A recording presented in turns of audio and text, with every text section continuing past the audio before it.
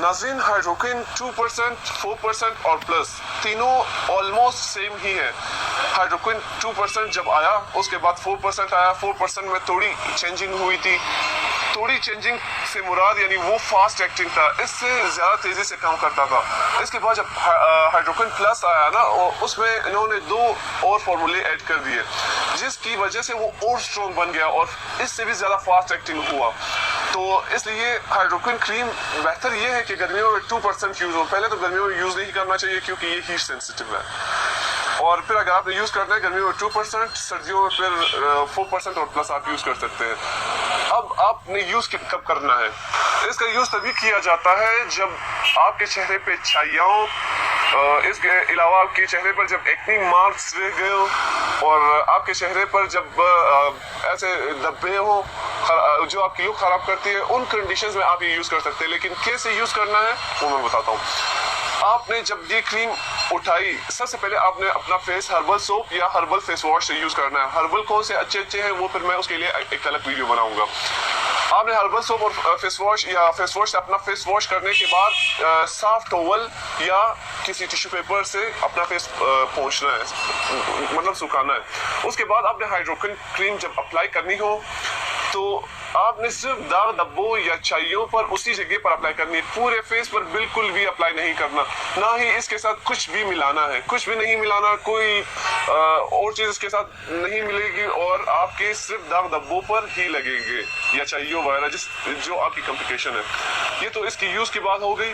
अब जब आपने वही लगाया, पहले दिन 10 मिनट, दूसरे दिन 20 मिनट और तीसरे दिन 30 मिनट, इसी तरह 5 या 10 मिनट के गैप से आप टाइमिंग इसकी बढ़ाते जाएंगे।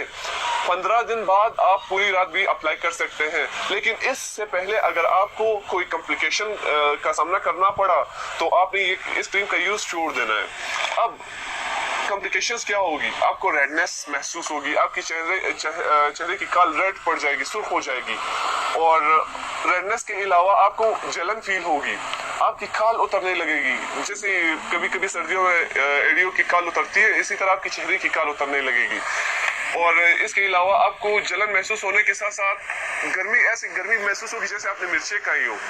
तो ये इसके कॉम्प्लिकेशंस हुए। अब हम बात करते हैं कि इन कॉम्प्लिकेशंस के बाद हमें क्या करना है।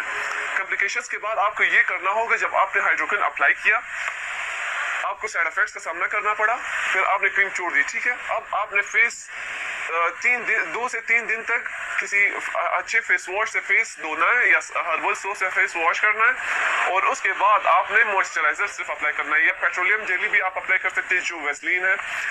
तो इसके अप्लाई करने के साथ साथ आपको 7 दिन में रिजल्ट का पता चल जाएगा और आप वापस सही हो जाएंगे। लेकिन आपकी अगर खाल एक बार खराब हो गई, आपने गलत यूज किया, तो फिर आपका पहले की तरह स्किन का होना मुश्किल है, लेकिन कुछ हद तक रिकवर हो जाएगी।